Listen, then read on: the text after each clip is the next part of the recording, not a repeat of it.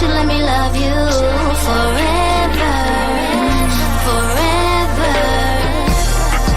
I wanna love you.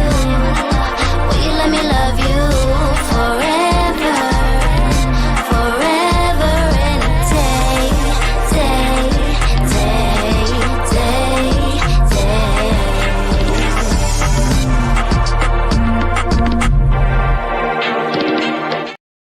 Hey fam, welcome to TMW Online, the Melanated Way. I'm Linda, that is Abbie. We are starting the new season of the OG 90 Day Fiancé, season 12, episode 1, in my getting married era.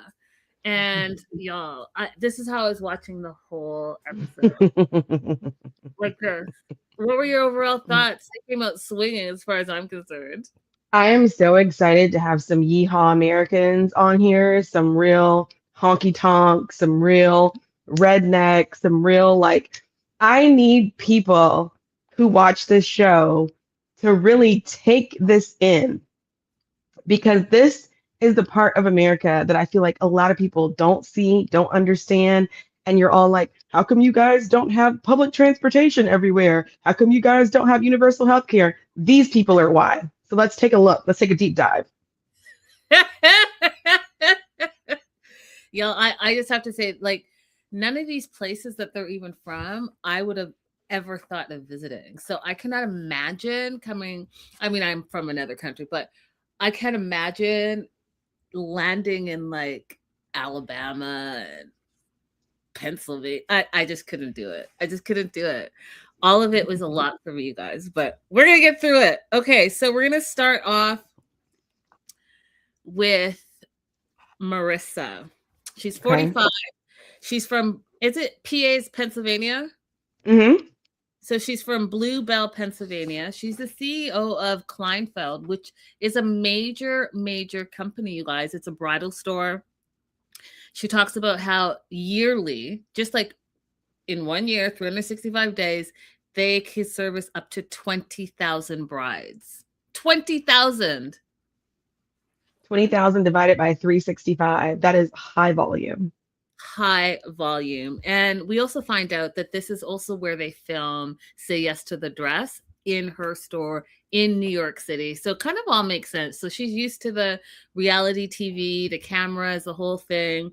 So, I mean, this is just sliding from one show to another show. And yeah, her backstory, she was married for 6 years, divorced. She's been divorced for 6 years. She has 2 boys. And she wanted to get back in the dating scene. So, of course, what did she do? She went to the Dominican Republic for a girls' trip. And this is where she met her fiancé, Edward, where you see him right here. Oh, Lord. Oh, Lord. You guys, why do you not listen to Abbie and I? I just don't understand. Why? Why do you not listen to us? When we say you're on vacay, you're on holiday, that is your holiday bay.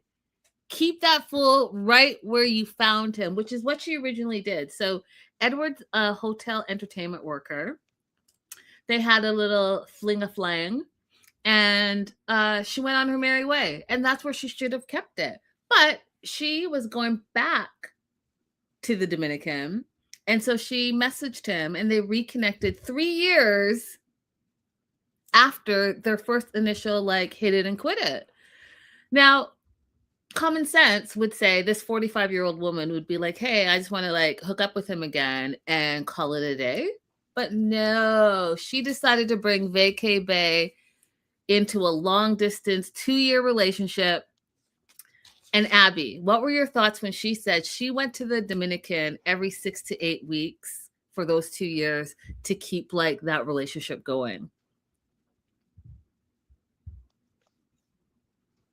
I had such a hard time with this because I see her as a smart person, a diligent business person.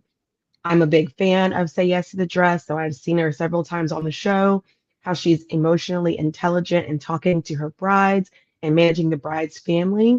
So this is out of left field for me, for her to consider this a viable relationship.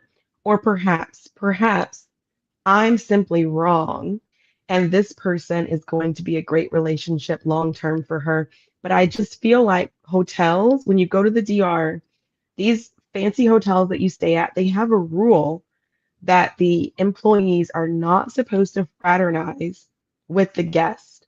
And they have a rule like that for a reason. 100%. 100%. What up, Joslo, Olivia? Hey, girls. Hey. Hey, midwife. Yeah, I'm not into it. I'm not into this one at all already. Okay, so back and forth, well, not even back and forth, fourth for 2 years, 6 week intervals, and then he proposed to her, got engaged, and now he's coming to New York City to be with her on the K-1 visa that Abbie will talk about shortly. And here's the thing. Just like Abbie just said, this woman is a businesswoman. She's got 2 kids. She runs like, a pretty big company. She's literally a CEO of this company. She owns a house out in Timbuk Bluebell, but she also owns an apartment in New York City. She's bringing over Edward, who has literally no life experience. He's never stayed in a hotel. He's never been on a plane. I mean, I don't know. You're 45. What are you going to start teaching him? Is he going to be your 3rd child? Because he has to have all those experiences, right? And they're going to be first. So who's going to show him and teach him? Right. What is he going to add to your life, Marissa? I don't get it. I don't get it. I don't get it. And she even said that she doesn't need a man, but she wants him. And there's a difference. And I hope she keeps that to the forefront of this relationship, because I just, you guys, what were your first impressions? Let us know in the live chat. If you're watching the replay, definitely let us know, because I'm just not seeing what she's seeing in him. So the other issue that is coming up between these two is Marissa has a strong co-parent relationship with her ex-husband, Edward. Or excuse me, ex-husband, Michael, her ex-husband, Michael. And they have 2 kids, Cole and Derek. And Edward already is thinking that there's going to be a problem, because he thinks that Michael is threatened by him and threatened for the love that he has for those 2 kids. And then I sat back, Abbie, and I thought, why would he be threatened? Those are his children. I don't even understand why this would be an issue. This is an issue of Edward's own making. This is an issue in Edward's mind. This is an issue of machismo. I don't think that this is a real issue. I just don't see it. He's living his best life. He's got his 2 kids. They're strong co-parenting. Why would you be a threat at all? Because you have a little side friendship with these kids. You'll never replace the dad. The dad is in the picture. And I think it was Becca that said, like, they have 50-50 custodies and they co-parent. So I'm not sure why you think you're a threat, but here you are. Mm-hmm.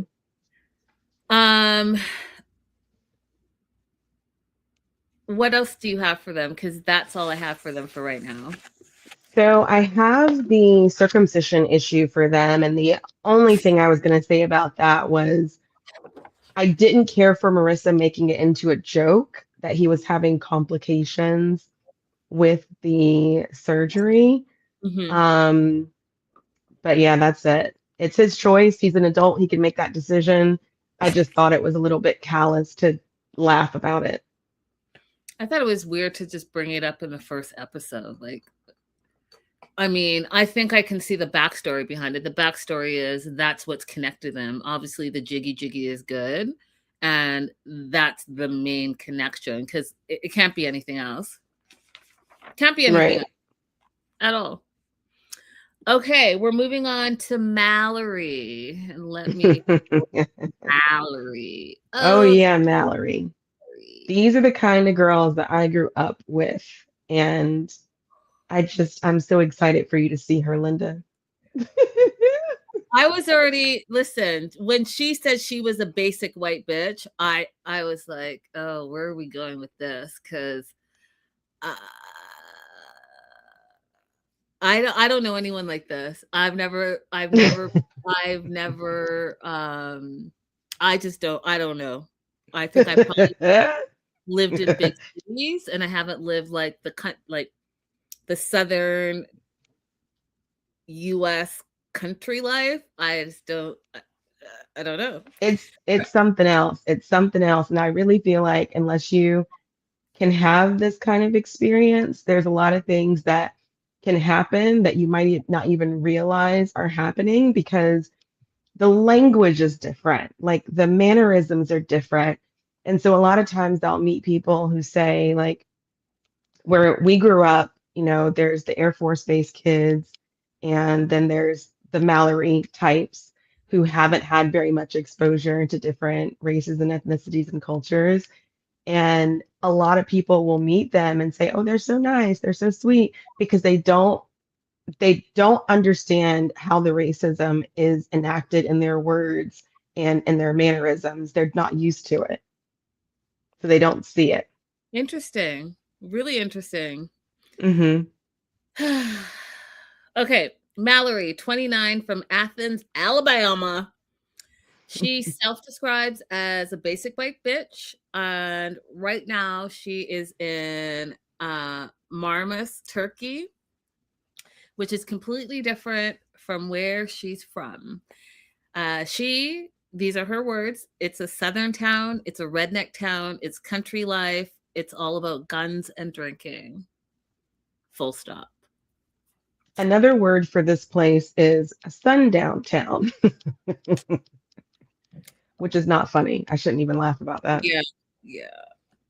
Fiancé is Turkish. His name is Rasit, but she calls him Rash because she is American and feels like she cannot put the effort in learning how to say her own fiance's name. Mm. That's true, because Rasit is not hard to say. It's not hard. And he, for whatever reason, has just accepted it. Well, I feel like I know why. I mean, there's a reason why they go to the same places all the time, right? The reason why they always go to Nigeria, reason why they always go to Turkey. I mean, there's a reason for it. All right, Rasit, or Rosh, I should say, because that's what she's going to be calling him, is 29 as well. He's a boat captain, which, is quite familiar. Like, we just met a boat captain, did we not? Mm-hmm. Johnny. And he shows the boat. It's really beautiful. I like the fact that they showed that Heaven Island. That was really gorgeous where the boat was docked.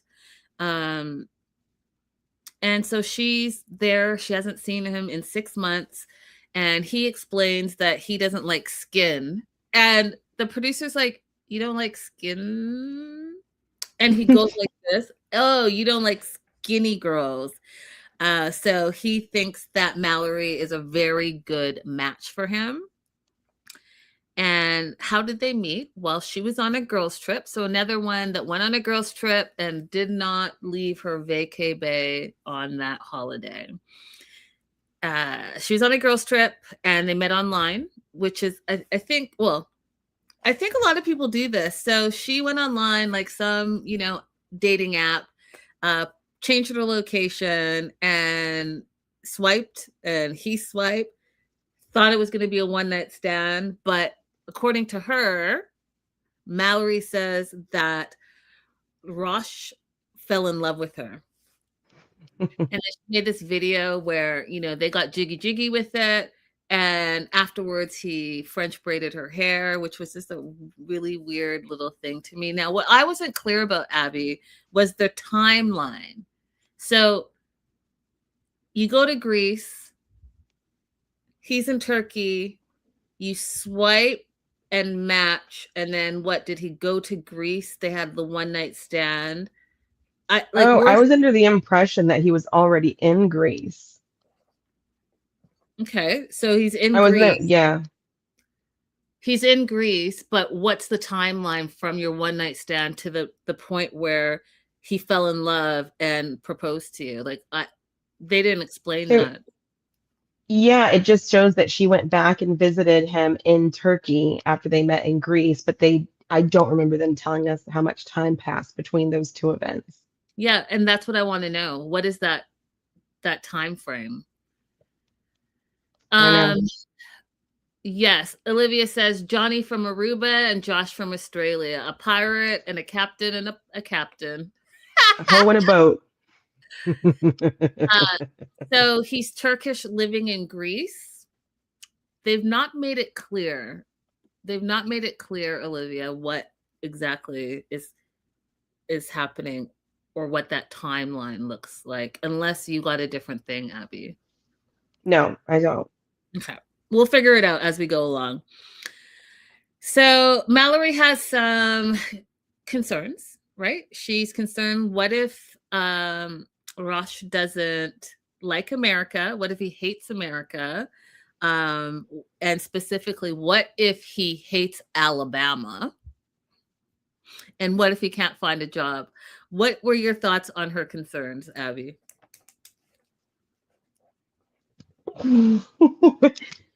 Okay.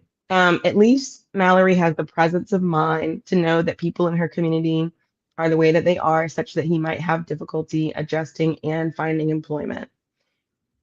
However, she doesn't have the presence of mind to understand that it is wrong and not safe to bring him into that environment. I would have so much more respect for her if she said, I've been planning to move to Birmingham or some other larger city in Alabama once he arrives so that they can start their life there and have more diversity. But she's just planning on plopping him into this incredibly conservative, incredibly racist environment. And no, I don't think all conservatives are racist, but we're living in a different time right now, you guys. You have to acknowledge that, okay? You have to acknowledge what's happening in the US right now when you're considering the situation. She's bringing him into an environment where he's going to be incredibly isolated, and he doesn't have the situational awareness to know who's safe and who's not. Mm-hmm. Mm-hmm. So a funny thing that I thought was kind of cute because he was trying to explain her cowboy outfit, because she had this whole cowboy outfit when they finally met after 6 months of not seeing each other. And he's like the cowboy and the cow. And at first I was like, oh, what is he saying? But he is the cow and she's the cowboy and she's gonna catch him, is what he was trying to say. I thought it was hilarious because I am with things. So her concern is Athens, Alabama, and specifically her friends and family are all rednecks. They're into NASCAR and hunting. And they are, and these are her words, you guys, so don't come for me, but they are America, they're make America great again people. And they don't like other countries. And then he adds, well, do they not like other countries and Muslims, which are all gonna fit into that whole situation, you guys, that just like Abbie said, you're plopping him into a situation that he knows nothing about. And it is going to be isolating because he'll have no friends, no family, no support system, and he's going to have to be on guard all the time because some of these people are, not all of them, but some of them are going to hate you because of their beliefs. And that is really scary to me. Mm-hmm. Mallory says there are good rednecks and bad rednecks. And she knows both. And her words, some of her friends are deportation rednecks, meaning that they are full on the racist type. She has racist friends. That's what she says. I don't trust her judgment for what she's calling a good person when she chooses to be friends with people who are out and out racist. I don't know how you do it. I mean, I don't know. I don't know. you hate someone because they're different than you. I don't know. I don't know what to say about Hmm. that. I mean, I do know what to say about that, but I'm just not going to. Do you want to add anything else? That's who we met. No, I don't have any other notes on Mallory. All right. Oh, we are going to move on to. Oh, Lord, help me. Listen, before I even logged in, I said I'm not going to give Linda a hard time about this. Oh, well, I feel like you can if you want because um again, so there are all different types of Christians and I I'm I don't have an experience with this specific type of worship. And so a lot of it is just like super fascinating to me. And there are points that I'm going to make and you guys can agree or disagree with me. But for me, okay, I'll explain it like this. I've been to churches where you pull up and there's valet parking and they sit the pretty women in the first front rows and there's ushers and there's like a friggin' 100-piece band and there's like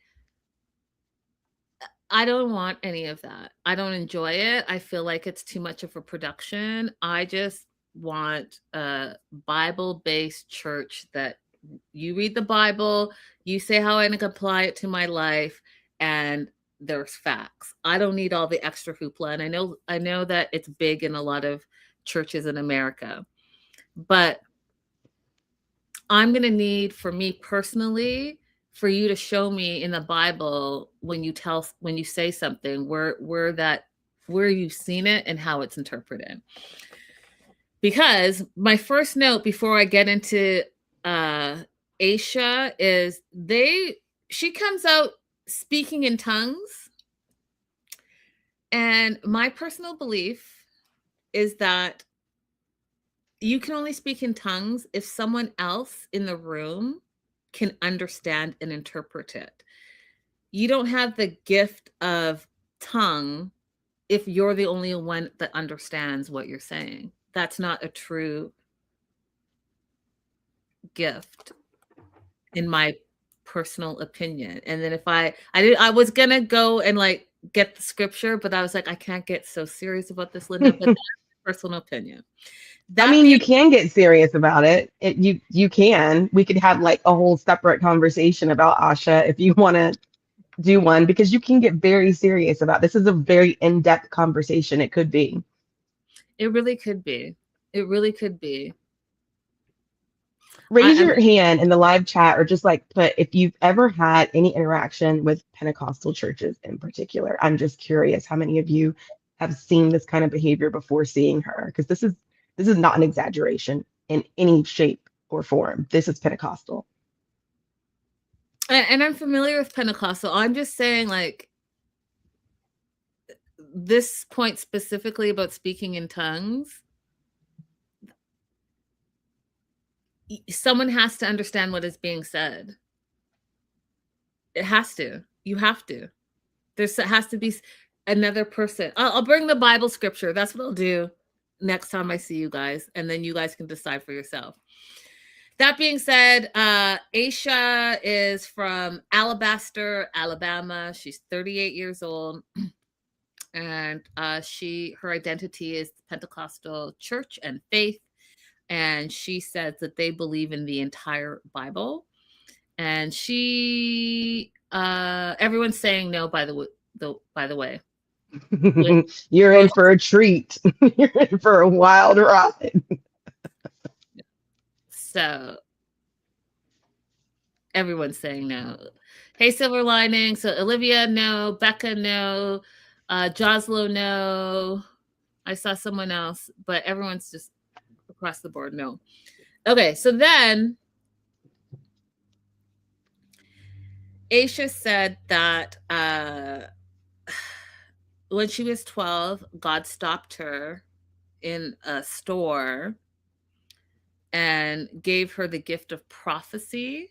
And the gift of prophecy she knew she had because she was able to identify what the next song that was going to be played was. And it was the next song. So from that moment forward, as a 12-year-old, she said that God spoke to her and she has a gift of prophecy. Now,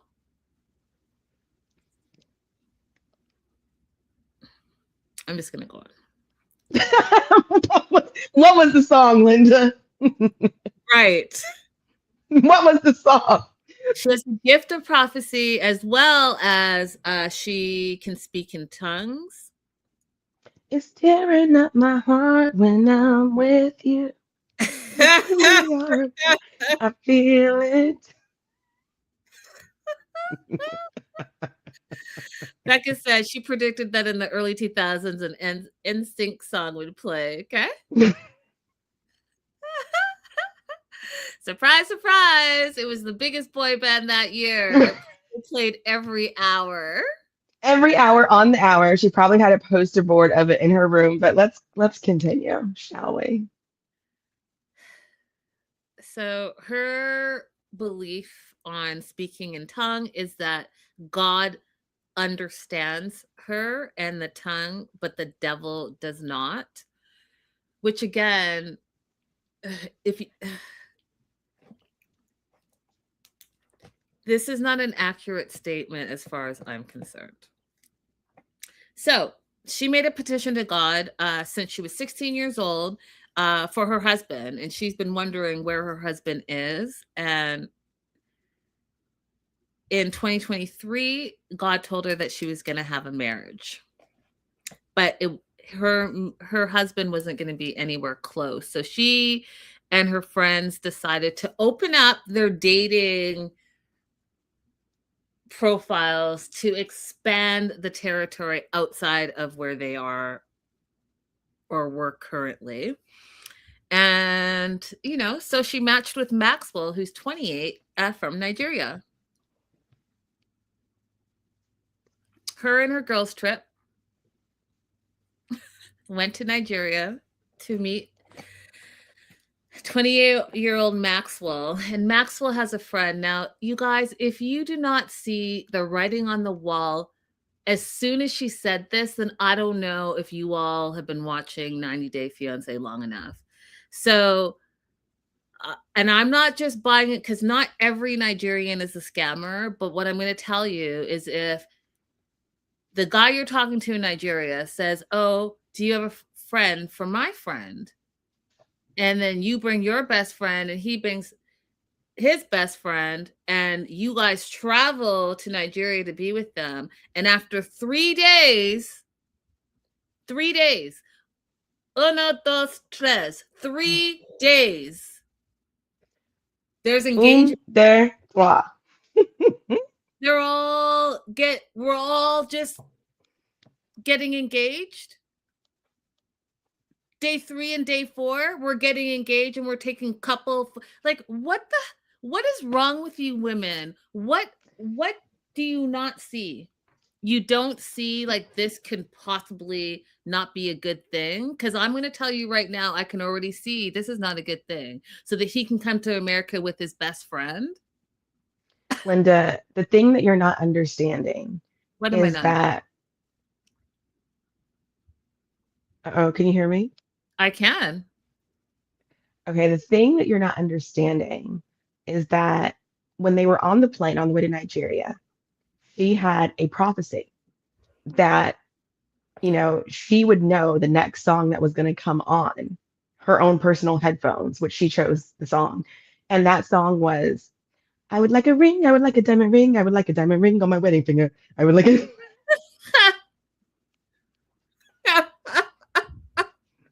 And it was then that she knew when she flew back from Nigeria, she would have a ring on her finger. Now, out of respect for Linda, I'm not going to go into tongues right now. But if it was just you and me, audience, I would totally mock that. You feel free to mock it because I don't believe it. I don't believe it. I just don't believe it personally. So you feel free. Becca says they've attended the Daniel School of Drama. Hilarious.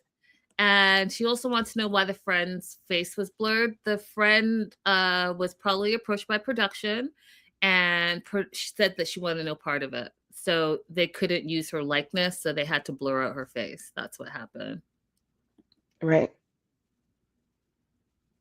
Silver Lining says, Linda, she knows it's not a scam because God gives her what she wants and it's ordained and prophesied. Well, then she should have that full visa was going to be denied. That's what she should have prophesied over.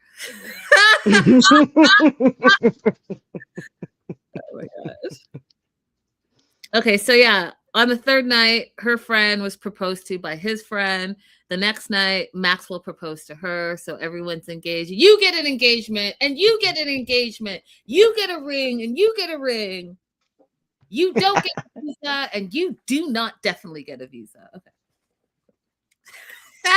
That was funny. Where they went wrong. Okay, so Maxwell and his friend Silas, I mean, they pulled off the hoodwink of the century by being able to get two friends who were traveling together who were both gullible enough for this, but where they pushed it by getting an interview scheduled on the same date. They really pushed their luck with that.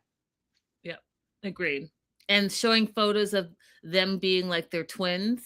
The photos, that's what got them in trouble. Right. The selection of photos was not a fantastic idea. You got to be careful about which photos you select to show to those officers, because if they're having a day where they really want to dig into the background of those photos and the other people in the photos, they'll get to it. Now, if their lives are generally busy and happy, they're gonna let it go. But if they're miserly or if they just have a lot of time on their hands, they're gonna get into it.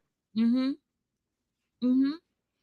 So she's at the church, y'all. They're all praying for this visa for her fiance to come to the U.S.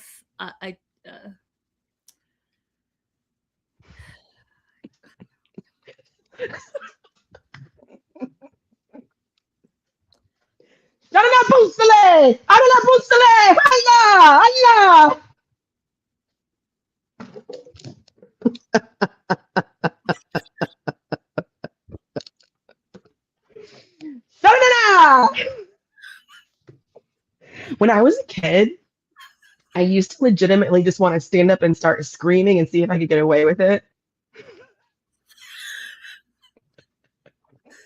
You guys, it's just this is only episode 1. I don't know.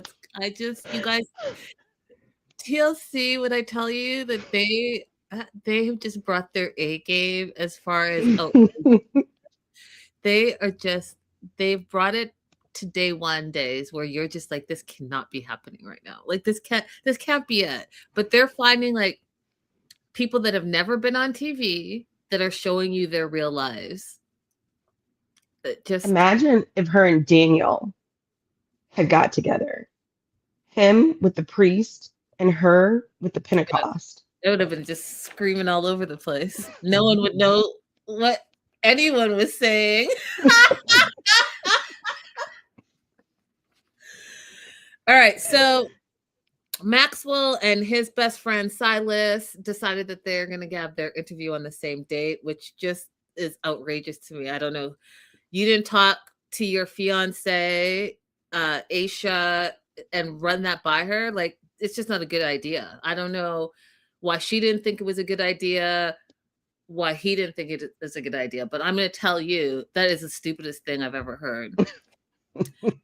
So they go together because they are going to try to get to the U.S. together. And so no one sees any red flags. I am not a USCIS person, but I could tell you that I would flag this. What, you and your bestie met 2 besties and got engaged in 3 and 4 days, and now you 2 want to go where? Stop it. Okay, so this is the other part that again I want to have Abbie's expertise because I just didn't believe it for 1 minute. So here's what happened. They go to the interview. Aisha tells, is it Aisha? That's her name, Aisha. Aisha tells us, the viewers, that Maxwell went in, came out, and his K1 interview, those are the words she used, were approved. Then he's celebrating for 30 seconds. His friend Silas goes in, and all of a sudden they ask Maxwell to go back in, and now his visa is refused because it looks like fraud, because in Silas's couple photos, Maxwell and Aisha were in those photos, all ringing it up on the same day. So not only is his visa refused, but he's banned from the United States. She's confused because she said, how did they do that when he had the visa in hand? And what I want to know, Abbie, because I looked at that green piece of paper, that did not look like, that looked like some random person just typed it out. Didn't look like any official paperwork. The refusal looked like official paperwork. And I wrote it down, section 221G. And the reason for his refusal was other, and it said petition to be returned to USCIS for revocation. That's what it said. So it wasn't anything like he forgot something, missing documents. No, we're returning this petition for K1 visa and we're pulling it. That's it. But then they don't tell us, did the friend get approved or did the friend get denied? You don't talk about that, but you brought him up in this whole situation. And then Maxwell calls her and says, oh, I'm no longer banned, but I can't do the K1 visa, but I want to apply for the spousal visa. And she's against that. Abbie, please walk us through this because I have questions. So specifically for Nigeria, but it also happens in some other countries, they actually don't usually do on-the-spot approvals. So the only question that I have about his story, because I'm not going to call him a liar, is whether or not he actually had the approval to begin with. What they normally do is put you into admin processing, and they'll tell you, leave your passport here. And if we do eventually approve you, we'll go ahead and stamp it and we'll have you come back. If we don't approve it, we'll just have you come back and pick up your passport. They don't really have on-the-spot approvals for Nigeria anymore.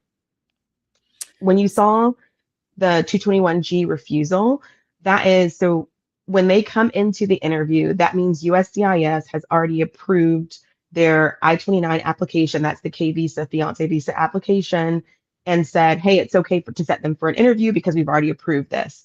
When they make a 221G denial, they're sending it back to USCIS and saying, you didn't see what I saw, and we want you to reverse this approval. Gotcha. Josla saying WTF was the visa approval paper, no emblem on the paper, nothing. Anyone could have written that. He could have typed that himself and took it with him. I agree with Josla. Yeah. In all the immigration type of paperwork, I've never seen them just hand you some flimsy piece of paper because it would be too easy to replicate. And a real approval is an actual stamp in your passport. It's one of those raised stamps, like the embossed ones. I don't know if you know what I'm talking about. But it has ridges to it and texture to it. And it says I-551. And it gives you a number of days that you have to enter the United States by in order to use that visa. It'll say like an expiration date. And it's in your passport. It is not given to you as a loose leaf piece of paper. My prediction... excuse me. Let me. One more thing about the marriage. So they will allow you, even if they deny you a K visa, you can still petition for a spousal visa. They do believe their philosophy is if you go ahead and get married and then submit the petition, that you've met like a higher standard of proving that this is a valid relationship and that it's true and it's not just for the purpose of immigration benefits, because you have to be together longer and put effort into actually doing the marriage.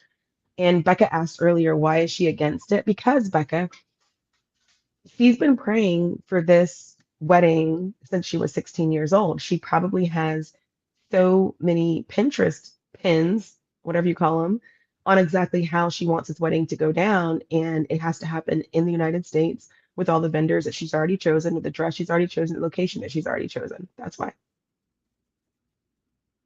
She doesn't want to do the spousal visa because she would have to get married in Nigeria to do that.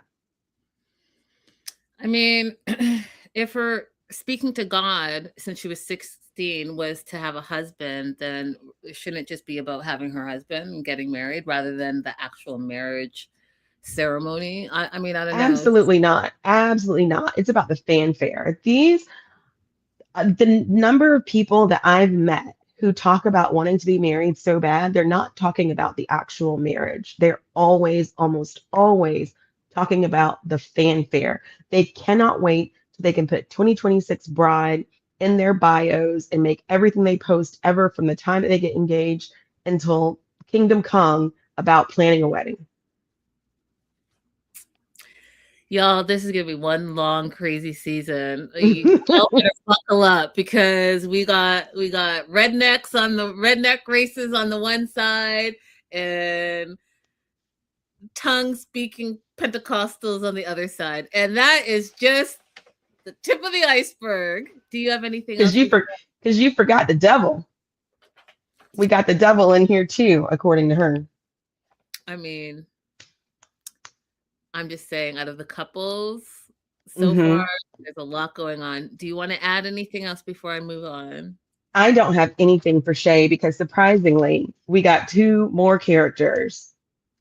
Like big characters, big personality. Listen, you guys. First of all,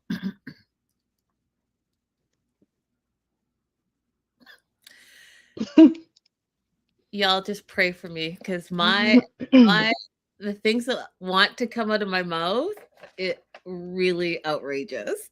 Shay. This is Shay, you guys. This is probably the best he's ever looked in his life in this photo right here. Shay is from Paducah, Kentucky, and he allegedly is 54 years old. Now, I don't know what y'all are doing in Kentucky over there, but this is 54. Are we sure? Are we sure that's 54? Are we sure she's 54 and he's 54? Are we sure about this? Okay, because when they were doing the B-roll, you guys, and he was walking and he had these shorts on, my note just said his legs, question mark. What was going on back there? I'm not quite sure, but Shay's 54. He's a realtor and he's an auctioneer. And a common theme I'm finding, I don't know, you guys in America, let me know, but in the South, y'all just drink all the time, just drinking and drinking and drinking. That's it, drinking and drinking. Mallory, drinking and drinking. Of course, not Marissa, because she's like New York, big city. And, the Pentecostal girl, I don't know. We'll see. Sometimes, we'll see. But drinking, he drinks a lot. And I was fascinated that his friends were telling us that women are drawn to him. They are? ¿Por qué? Why? Why are they drawn to him? Abbie? Oh, okay. Becca, help me. Why are women drawn to him? Okay, I need you to understand that what is attractive in middle America is not what's attractive in Hollywood. Okay. Oh, So okay. So you wait, don't know. hold your thought for 1 second. So Joslo and Silver Lining are saying he's rich, he's got money. So it's not that? It's, well, he's not wealthy in the way that you would think of wealth, but he is wealthy in a middle America way. And he does have personality in a middle America way. And he has a manliness that I think people in that area would respond to. I mean, people would be attracted to him even if he lived in a double wide trailer. He has that kind of charisma for that area. But let me just shut up and see if they're going to be able to explain it a little bit better than me. Exactly, Olivia. He said the daughter said he bought her a house, and then when they flash over to the house, it's a trailer. But I'm So still it's not. like if you talk to people in that area, they'll be like, "Oh, he has a double wide. She has a double wide," and that's money to them. I mean, I think was that Jaws was saying he's not attractive middle America either. I think no, that's a Silver Line. Girl, no. Okay, I'm gonna argue with you, Silver Linings, because if you go out, like, some of those girls that I grew up with, the guys that they were attracted to were not the guys who came to school like straight laced with their clothes ironed. They were attracted to the guys who drove the big trucks or they had a trailer hitched to their truck and they would go out on the weekends and shoot deer and have blood smear on their clothes. Like that is what they were attracted to.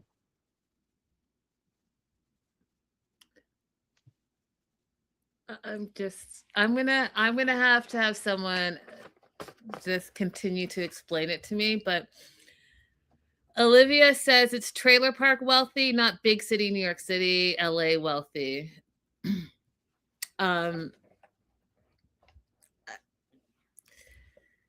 yeah, so apparently like Abbie says, this man's a catch and all the women want him. And instead, he met Annabelle from the Philippines, who's you see on your screen, who's also 54, and that's his new fiance. And they met through Shay's friend Greg. So Greg is, in my opinion, a full-time passport bro. Mhm. Went to the Philippines and met his wife, but not enough to bring her over to America, in the sense that he goes to be with his wife for 6 months out of the year and then he comes back to America. He leaves her there and comes back to America. So he goes, gets what he needs from her for 6 months and then says deuces. And because Greg and Shay are besties, Greg's like, you should probably do this too, because the stereotype that these Asian women are going to just dote on you, they're not going to talk back, and you can do whatever you want, and la la la la la, all of those things. So they did like a FaceTime. They met FaceTime. So again, in this season, we see two besties connecting with two besties, because Annabelle's friend is the wife of Greg. And now they're bringing Shay into it. So now it's Shay and Annabelle. Like, you guys, really? Like, are we doing this? Are we doing this? But yes, we're doing this. So Shay too says Annabelle was God sent. And then it just starts to get messy. Like, I was like, oh, Shay's going to be the messy mess. He's going to be the messy mess of the season. So Annabelle's arriving soon to the United States. And after talking for 11 months back and forth online, he went there. And the first day that he got there, he's like, hey, I need to take a shower. He gets in the shower. She strips naked, y'all. First day, jumps in the shower with him to scrub him down. He says that she scrubbed places that he didn't know there were crevices. I sat back appalled. What are we doing? You guys, what is happening? Am I living in a different world than everybody else? Because I don't understand what is happening right now. I had a hypothesis. Like, we haven't met Annabelle yet, so I don't know. But I was like, did he smell that horrendous that she said, if I'm going to make this work, I got to clean him up. If I'm going to endure this, I got to clean him up. Is this what happened? I wouldn't be surprised, because not only did she scrub him down, she clipped his toenails. What? So she either came equipped or she went to the front desk and said, I need some emergency toenail clippers.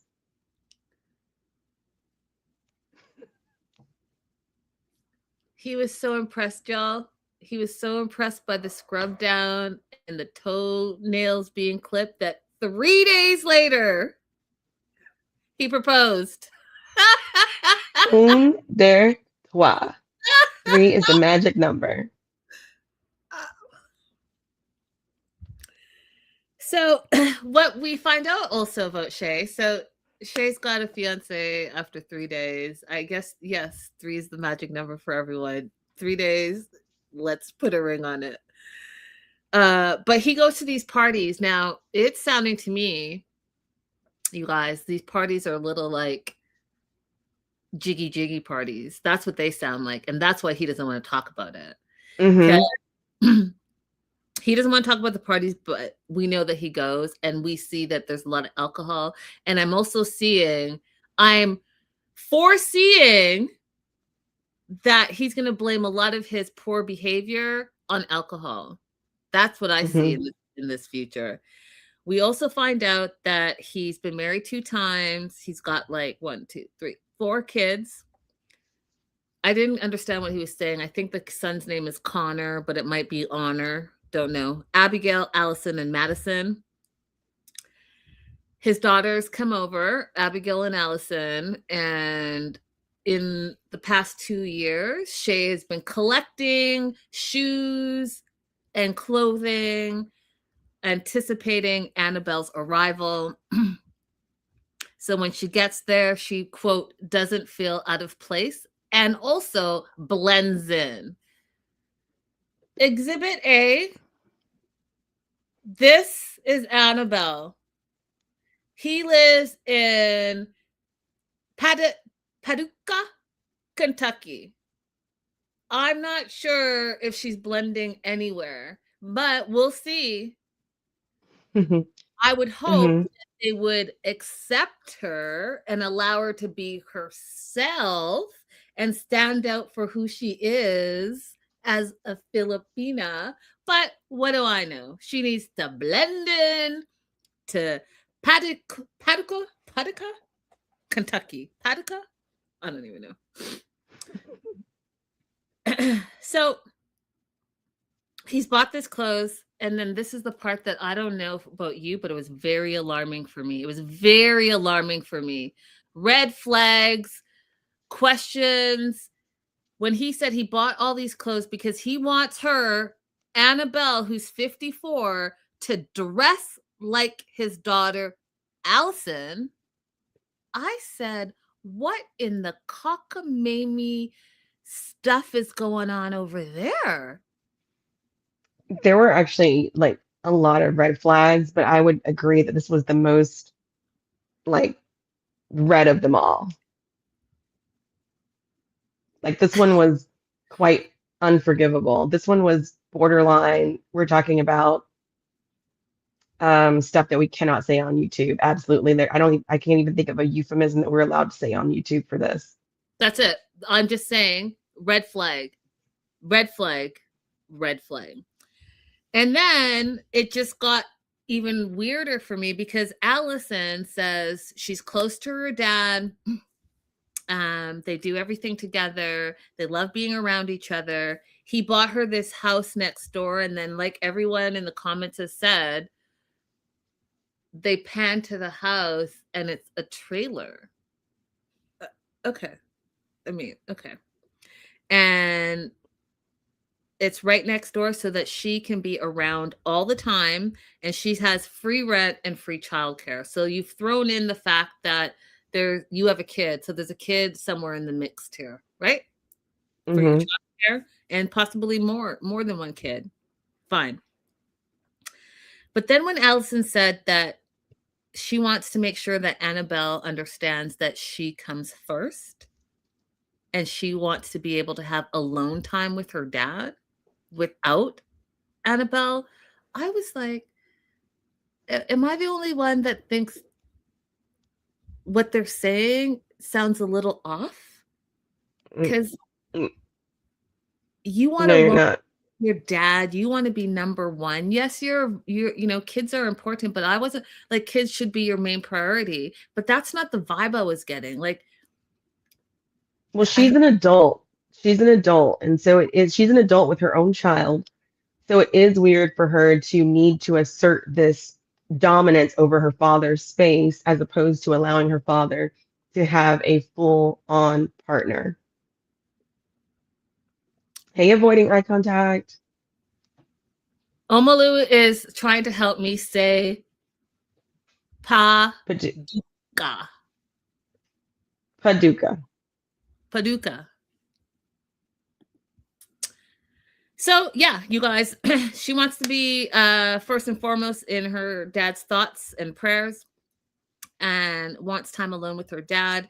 And then so we've got the passport bro behavior, we've got the drinking, we've got these sketchy parties, we've got the daughter situation, and then now, because that was not enough, y'all, we've got Nicole, ex-wife number 2, who lives down the road, who is also his baby mama of his youngest, Madison. She comes to the house, you guys, and I could already tell it was going to be a mess because she's standing in the doorway, like halfway in the house, but he's not inviting her in.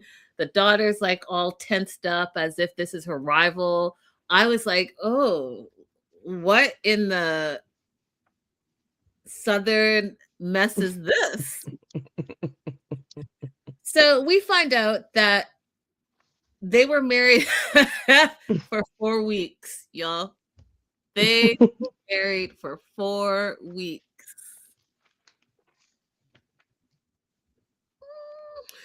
And in those 4 weeks, their relationship was volatile. And I guess somewhere in there, they must have had the baby like before. Because I don't know. I don't know. Because again, we weren't giving a timeline, but they have a baby together. They were married for 4 weeks. And we also find out that Nicole is a little bit of a busybody, and I personally think that she's absolutely still in love with him and wants to be with him, and for some reason he doesn't want to be with her. He saw her as a hit and quit it, and unfortunately or fortunately she got married or got pregnant, and now she's in his life forever, and she's making sure that he knows that. So she's got dirt on him, and she wants to make sure that she tells all that dirt to Annabelle when Annabelle comes to America. And then, okay, so are you guys following all this craziness? Right? The drinking, the parties, the passport bro, the daughter-father weird relationship, the ex-wife who is also a baby mama, but that's definitely not enough. Because remember the best friend Greg? Nicole is saying there's something going on with Greg's daughter, Angie, and Shay. Now, Shay says, oh, no, we just, she got divorced recently, and we just really hit it off as friends, and so we hang out. But Nicole's like, no, I've seen it with my own eyes. I know something's going on. I've seen it with my own eyes. Now, Abbie, so you're telling me, again, you want your 54-year-old fiance to dress like your 30-something daughter. And now your best friend, who's somewhere in his 50s or 60s, has a daughter as well that's probably the same age as your daughter. And you're hanging out with her and going drinking and partying, and something maybe else is going on. I'm sorry, but you guys don't think that's weird? You It's don't think very weird. He didn't say, "Oh, I knew her from a child," or "I helped her when she got her divorce." He said we hit it off as friends as if he never knew her before. that part? And that's your best friend, Greg? No, I don't. First of all, let's go all the way back. I don't have the highest opinion of men who frequently visit the Philippines for solo travel. We just have a bad history of what men do in the Philippines, U.S. American men. So the fact that he's good friends with a man who does this on a regular basis is already a no-go for me.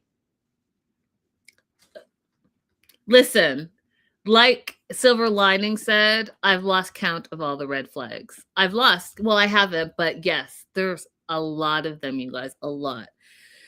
So Shay doesn't think flirting is cheating. He feels like he just can flirt around, but then it's what he said in between all of those things. He goes to these parties. He doesn't tell Annabelle about these parties, and what he does at these parties doesn't matter because she's not here in America yet, he says. So he can do whatever he wants until she gets here, which, I mean, that's your fiance. So you're running amok while you have a fiance just because she's not physically in your presence. Then we find out that he was partying with Nicole, his ex-wife, who allegedly he hates so much, but he's out drinking and partying to the point that he's so drunk that he goes back to her hotel room and they're in bed together. And she's so messy that when Annabelle calls and he's in her bed in the hotel, motel, Holiday Inn, anyways, she picks up the phone and FaceTimes and shows, oh, look, here's Shay in my bed. Now what? Messy. 50-year-old, 54-year-old just running amok. Mark my words, this is episode 1. Shay is going to be the messiest of them all this season. Do you want to add anything else? No, I mean, Olivia's saying he's too old to be this messy. Y'all, this is a regular day in a redneck household. None of this is an exaggeration. It's not like, oh my God, they put the worst of the worst or the most like dramatic people in 90 Day Fiancé. This is a regular day in a redneck household. I promise you. When I was hanging out with rednecks for a little while, because I had a really good friend named I mean, I'm still friends with her, Keisha. I was around some people she was around. I was like, girl, I gotta go home. I would get put in jail for the stuff y'all do on a regular basis. Yeah, like Angela. Exactly, Jaslo. Exactly. And last and certainly not least, y'all. Oh, Lord, help us all. Oh, Katie. Oh, God. Katie is 26. She's from Portland, Oregon. The last 3 years of her life, she's been living a nomadic lifestyle. And she's finally back after 3 years in the U.S. And her words, not mine, her words, she had a hoe phase. And I would like to actually say, I don't think she's out of that phase yet, to be honest. I don't think that she's defining hoe phase the same way that I'm defining hoe phase, because she keeps talking about how she likes to make out with people. Is this one of those things where, for me, make out means like you're kissing people, and for her, it means that you're having relations with people? Is that the misunderstanding I'm having with Katie? No, she's just saying that she makes out with people. That's what she's saying. But I don't know. I wouldn't call that a hoe phase. I think that you should hold your thought until the next few episodes, because Okay. go from I just want to kiss someone and making out with someone to she wants to have an open marriage. That's the through. Okay. Okay. Okay.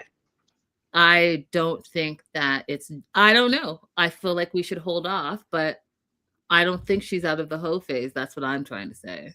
Mm-hmm. So let's revisit this next episode.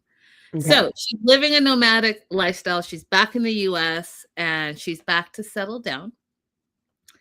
And the first thing that they show us, and you guys know, I mean, you guys know I'm going to have to comment because I feel like, have we not learned anything yet about just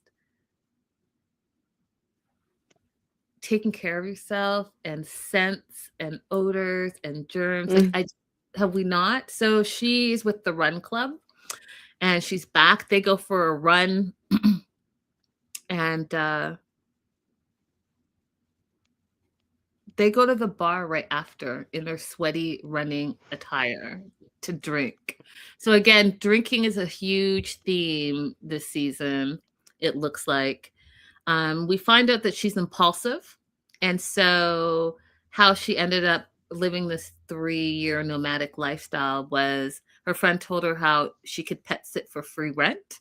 And then literally this is what happens, you guys. She's like explaining to camera, oh yeah, you know, my friend said, hey, I could pet sit and like travel the world. So immediately, oh, sorry, my boob was itchy. That's literally what happened on screen. And they producers kept that in because they're messy as well.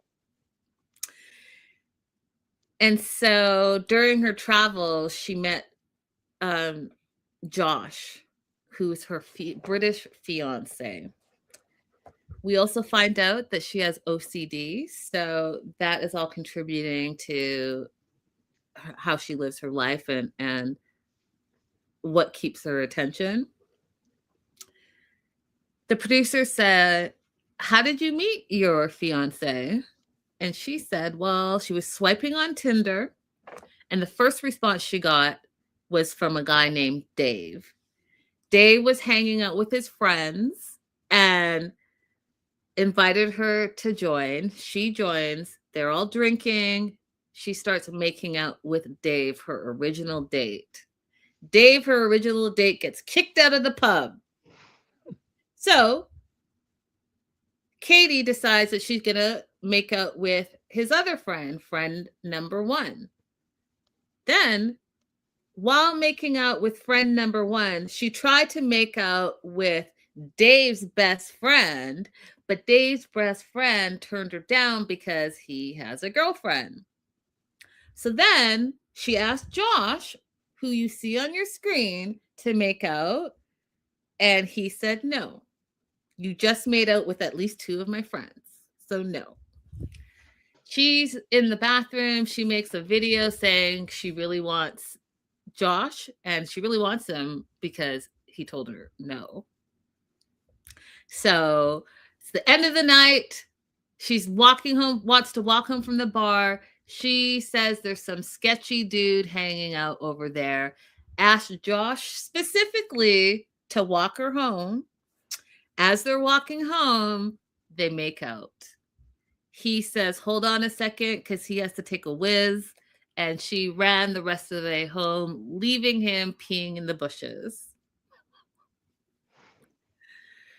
Must have been attractive to him because she reaches out to him while she's in Milan, asks him if he wants to join her because she's pet sitting there. He does.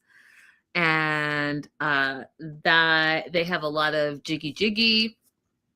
And she then cuts to from camera, tells us that Josh is allergic to nuts, so there's no kissing if nuts are in her mouth. And she dies of laughter. I die of laughter because she tells a story and then she cuts to something else and then she continues her story. And I just think it's brilliant. It's brilliant.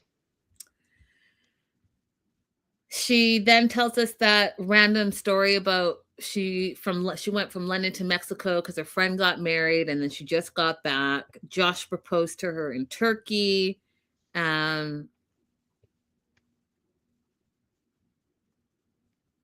And you guys, that's literally all she said about it. She said she thought it was a photo, but it was a video. He videoed the proposal. That is all she said. Then she quickly jumps to how she's still out there getting drunk and kissing other guys. And she ties it to her OCD.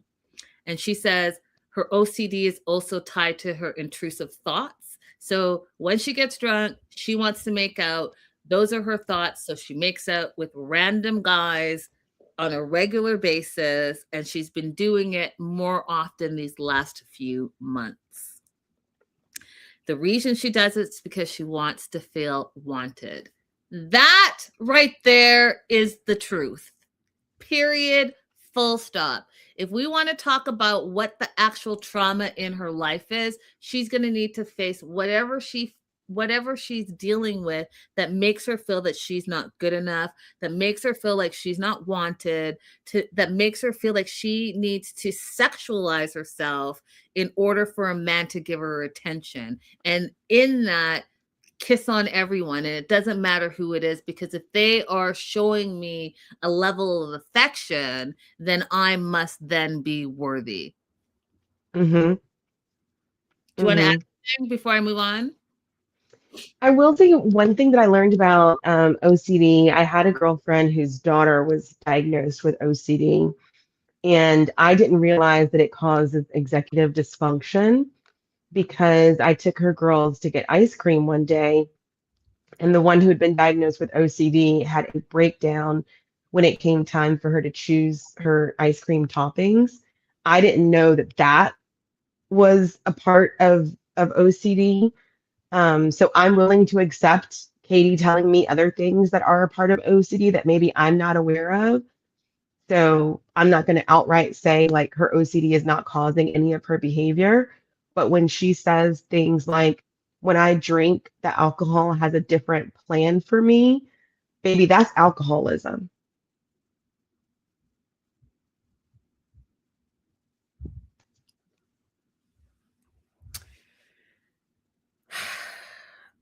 My note says this: she should give up drinking if she thinks she can't stop it, and see what happens from there. If drinking is what's triggering this behavior where you feel like you can't control yourself, then maybe take a pause and see if you have a different result. Sure, she shows up at her storage space, and Josh is arriving tomorrow, and there's no apartment. She hasn't found one. She told him that she would take care of it. She says that's part of her OCD, that the big things she can't take care of, she focuses on the detail. So when she says she will do stuff, she tends to not do it. And so hence there's no apartment as of yet. So she is going to have him stay at a hotel with her until she figures it out. And she figured out a lease. Now, this girl signed a lease, sight unseen.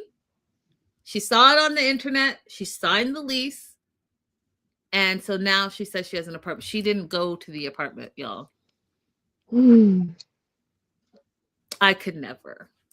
I can never, you guys, because they take the good angles, stage it, and then you get there and you're like, well, what about this? What about this? What about this? What about this? Look at the area. Like, did you even look at the area and your neighbors and what's around? No, absolutely not. Could you do it, Abbie? No, I mean, if I'm right there in the city, there's no reason for me not to look at it. When I moved to Mexico, my job picked my first apartment for me. That's the only place that I've ever moved into sight unseen. Becca says it's also super common for folks with ADHD to drink as self-coping mechanism. Did she also say she was diagnosed with ADHD? I probably missed that. I didn't hear her say that, but maybe, I don't know. She's soothing through alcohol, but it could trigger her OCD as well. Both can be true.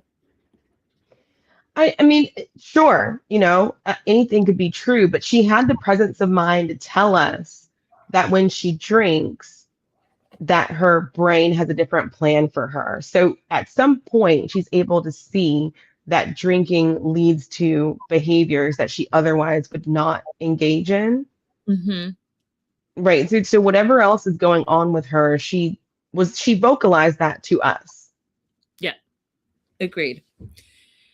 So as she's talking about Josh's arrival, she's making cake pops and a whole like American flag and red and blue and silver balloons. And she's already starting to complain that they don't have enough jiggy time. She says that he's conservative. He doesn't like to talk about having jiggy.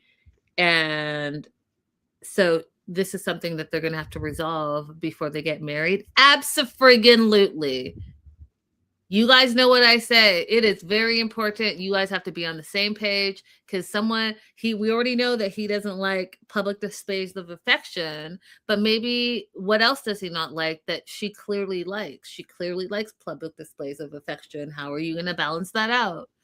She's already complaining that she's not having enough jiggy time. So what's enough for her and what's enough for you? That's a conversation that needs to be had because I will tell you this, men cheat.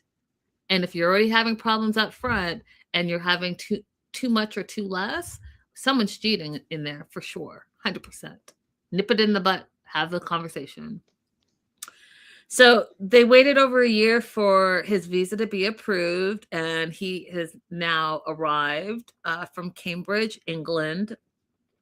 I died when she put the hat on his head, Abbie, and said, "This is like from some guy named Uncle Sam." I mean, I don't know who he is. He might be real, but he might not be. I wasn't sure if that was a joke or not. I mean, I don't know, but she said it. Josh says they're polar opposites, but Katie is chaotic, wild, and lovely, and he loves her. So we'll see what happens. I think that she brings him an entertainment value, and I don't know if that's necessarily a good thing or not. Let me know what you think. Abbie, do you want to add anything else? No, it's really excited to see how this season progresses. You guys hang out with us because it's going to be a good one. Olivia says, does he just want to be in the US? I don't get that vibe from him. He's British. He can come to the US if he wants to. Yep. Let us know your thoughts on these couples that we've met so far, and we'll see you guys very soon. We're catching up all over the place. Boom, boom, boom, boom, boom. We love you guys, and we'll see you later. Toodaloo. Bye-bye.